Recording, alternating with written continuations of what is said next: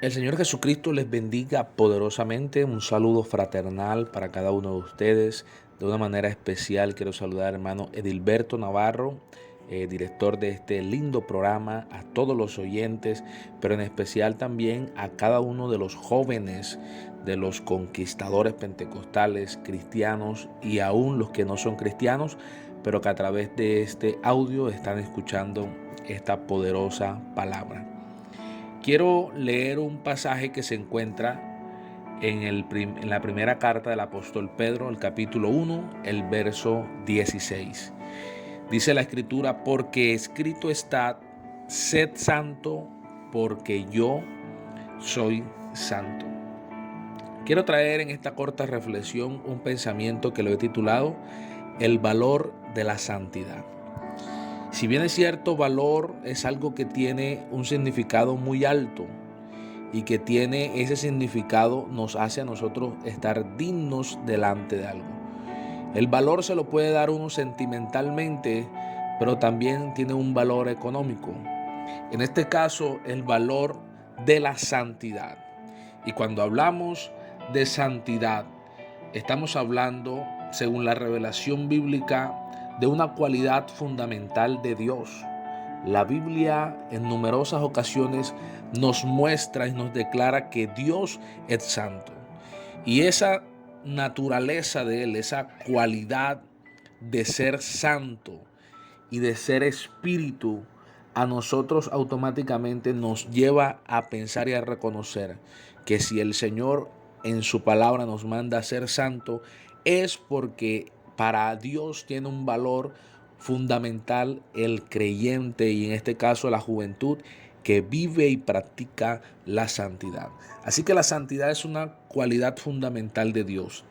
Es una virtud indispensable de todo verdadero creyente. Y también es un atributo de ciertos lugares. Habían objetos, habían días, habían fechas, habían acciones que eran denominadas santas, que eran llamadas santas. Así que el término kadosh significa ser puro. Específicamente significa ser puro, pero en lo moral y en lo espiritual. En ocasiones se traduce ese kadosh como ser separado, como ser colocado aparte, como ser consagrado solo para Dios. En este caso, la santidad es vivir solo para Dios, es ser exclusivo solo para Dios. Y encontramos en muchas ocasiones muchos pasajes que hablan acerca de la mitra. Y dice que cuando habla acerca de la mitra, está hablando de una hecha que es larga, una banda de lino fino, mediante una cinta azul que se fijaba en ella una placa de oro puro, sobre la que iban grabadas las palabras santidad a Jehová. Y esta mitra representaba eso, la santidad. Esa placa pesaba en el frente. La mitra era un emblema del sostenimiento de la pureza, de la justicia y la santidad por parte del Señor Jesús. Y cuando miramos también que encontramos en la escritura vestidos blancos, entonces también podemos ver que la Biblia nos enseña acerca de las vestiduras blancas, que tipifica obviamente la santidad, la vida espiritual en pureza. Después de esto, dice la Biblia en Apocalipsis 7:9, después de esto, he aquí una gran multitud, la cual nadie podía contar, de todas las naciones, tribus y pueblos y lenguas, que estaban delante del trono y en la presencia del Cordero. Y dice, con vestidos de ropas blancas y con palmas en su mano. Y cuando la Biblia declara acerca de este grupo de personas, realmente está hablando de aquellos que vivieron en la santidad, que tomaron la santidad como un valor fundamental, que le dieron un valor significativo para poder vivir cerca de Dios y para algún día poder alcanzar, porque ya que la Biblia dice, porque sin paz y sin santidad nadie verá al Señor. Si alguien quiere estar cerca de Dios, si alguien quiere vivir una vida conforme Dios quiere, debe poder representar ya no una mitra digamos, literal, sino que ahora con su vida está demostrando la santidad de Dios. Y eso representaba algo fundamental e importante en el Antiguo Testamento, pero cuánto más ahora en el Nuevo, que tenemos el Espíritu de Dios y que nos guía a toda verdad, y que tenemos el fruto del Espíritu que nos hace poder tener la templanza, que nos hace poder tener esa convicción en quién hemos creído, y que las cosas del mundo a nosotros no nos pueden titubear, las cosas del mundo a nosotros no nos pueden hacer cambiar, porque hemos sido separados, porque hemos sido escogidos solo para Dios. Y ahora la Biblia dice: mis ojos pondré sobre los fieles de la tierra para que estén conmigo. El que ande en el camino de la perfección, este me servirá. Y si algún joven tiene anhelos de servir a Dios, debe poder vivir en la santidad. Éxodo 29:1 nos habla de algo muy importante. Dice: esto es lo que le harás para consagrarlos, para que sean mis sacerdotes. Toma un becerro de la vacada y 2 carneros sin defectos, y panes sin levadura y tortas sin levaduras amasadas con aceite, y hojaldres sin levadura untadas con aceite. Dice: las harás de flor de harina de trigo, y las pondrás en un canastillo, y en el canastillo la ofrecerás con el becerro y con los 2 carneros. Y llevarás a Aarón y a sus hijos y a la puerta del tabernáculo de reunión, y dice: y lavarás con agua. Y tomarás las vestiduras y vestirás a Aarón la túnica y el manto del efod y el pectoral, y le ceñirás con un cinto de efod. Y dice el verso 5: y pondrás la mitra sobre su cabeza, y sobre la mitra pondrás la diadema santa. Luego tomarás el aceite de la unción y le derramarás sobre su cabeza y lo ungirás.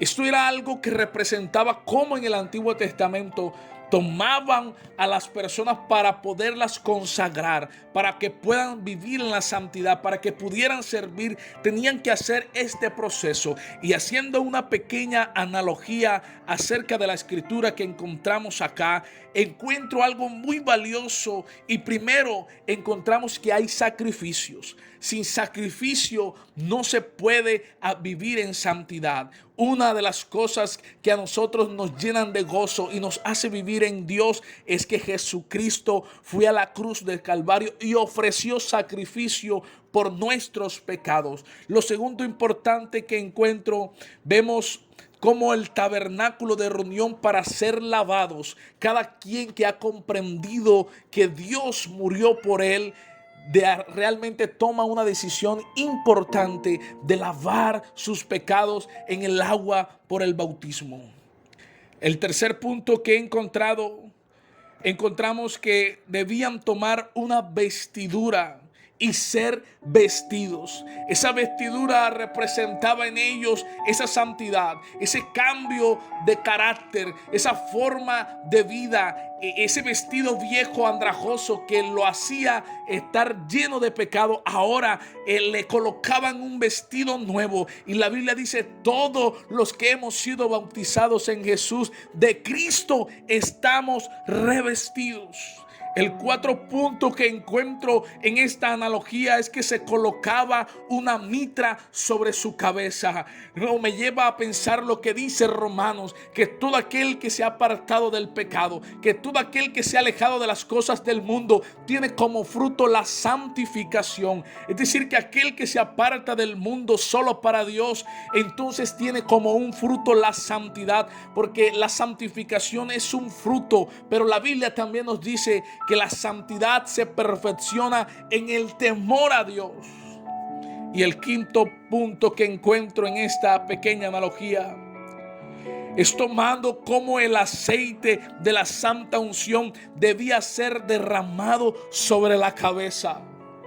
Eso me llega a comprender que la Biblia dice: no se echa vino nuevo en odre viejo. Si algo es importante es cambiar y hacer un odre nuevo para que sea derramado un aceite. Cuando aquella persona se aleja del pecado y ahora solo vive para Dios, entonces el Espíritu Santo, que en la Biblia hace una pequeña tipología con el vino, es derramado en la vida. Se necesitan vidas nuevas para que sea derramado el aceite de la santa unción, que tipifica al Espíritu Santo en la vida de la persona. Por eso la Biblia dice: mas ahora que habéis sido libertados del pecado y hechos siervos de Dios, tenéis como fruto la santificación y como fin la vida eterna.